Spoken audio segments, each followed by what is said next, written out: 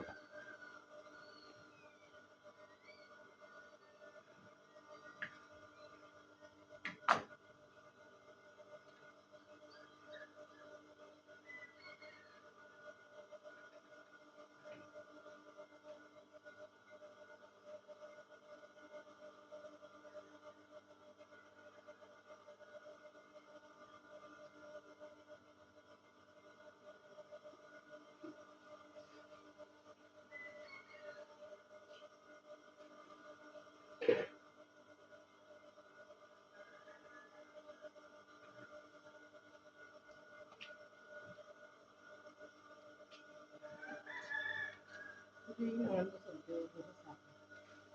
แจ้งกระห้องลูกพูดที่เสื้อนี่มันเข้าอยู่หนูที่จะพายเอาเมียนะก็เบิ่งเขาสิกดไลค์ให้แอนถ่ายแล้วฮะกำลังถ่ายไลฟ์ ตามพวกค่อยได้เด้อ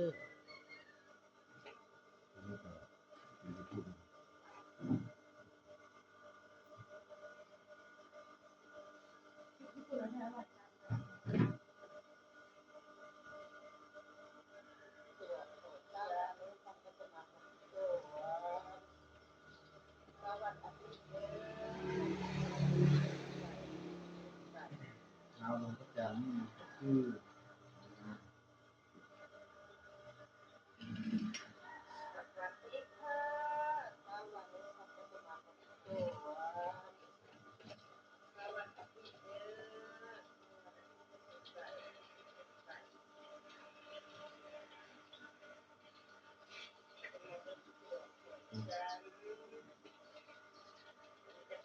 ปกติเขาจะเข้าทางหัวเนาะเวลาเนี่ยเข้าทางอ้องขึ้นมาเนี่ยมันจะเรียบก่อนเอาเข้าทางหัวลงไปนะเวลาติงทางด้านนอก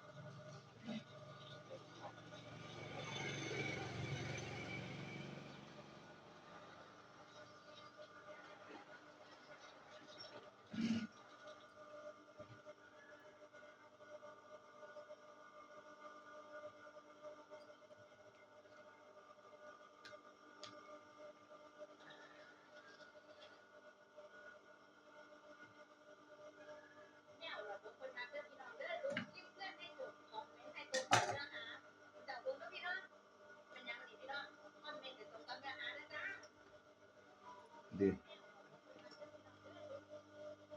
มันจะเรียบเนาะสิเนาะ คิวที่คุณแค่ว่า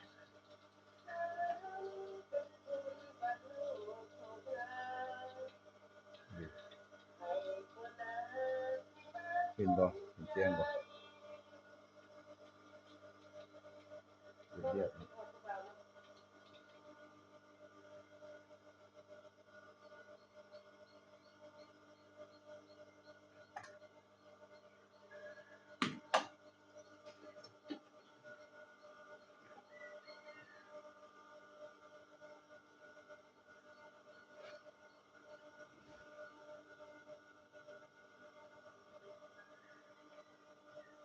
คุณปานเลยแซ่บได้มากเลย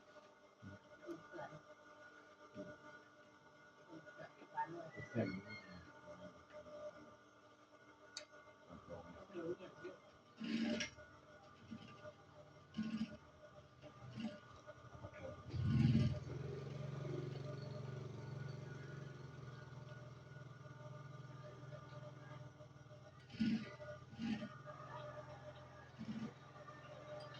แค่นี้แหละสวัสดีค่ะ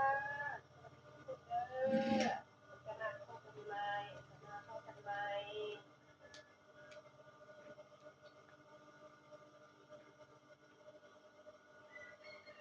สนุกคือว่าไปก็ต้องไปเคาะเวลา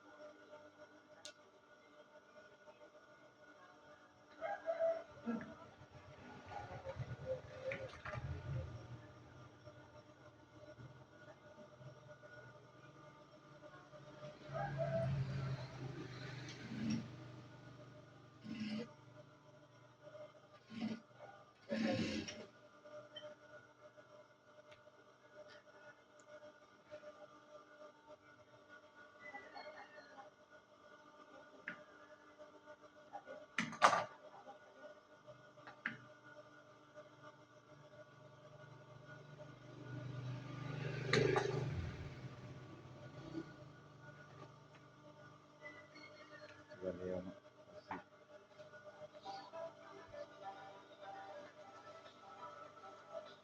ไปผ่าน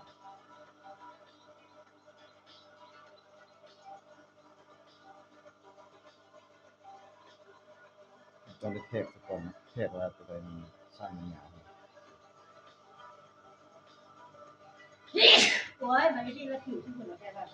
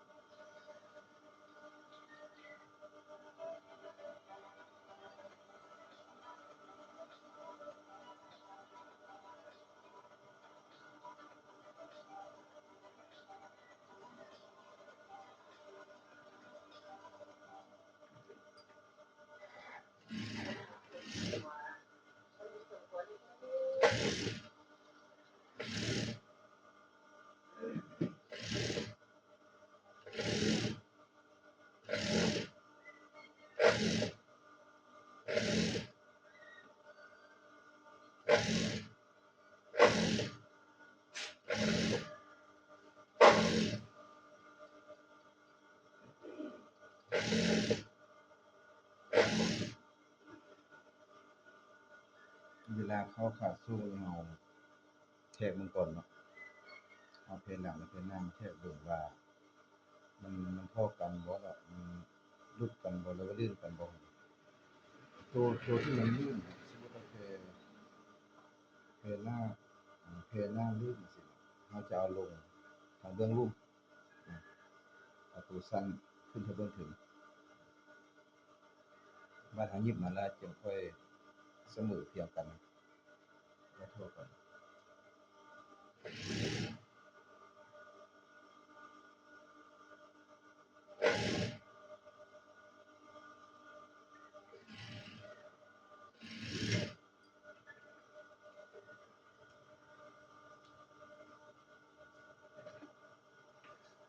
อ่าขานี่มันอ้องลงมานี่ประมาณ3เซนเนาะอาจจะต้องได้ยิบศอกเทื่อเพื่อป้องกันแตก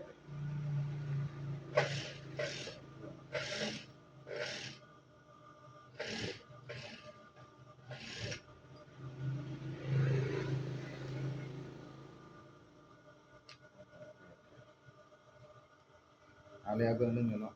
ว่าอย่างเบื้องนี้เนาะอย่างเบื้องนี้เอาแปะกันจังซี่เนาะแปะแล้วแม่นเอาอันนี้เอาดึงใส่กันจังซี่อ่าดึงมาดึงมาดึงมาดึงมาดึงมาโอ้ตัวนี้เทียมกันเลย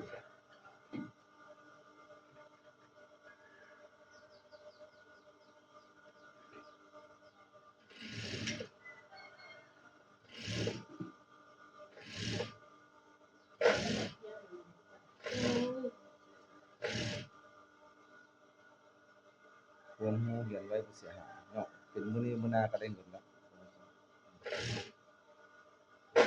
มืดไป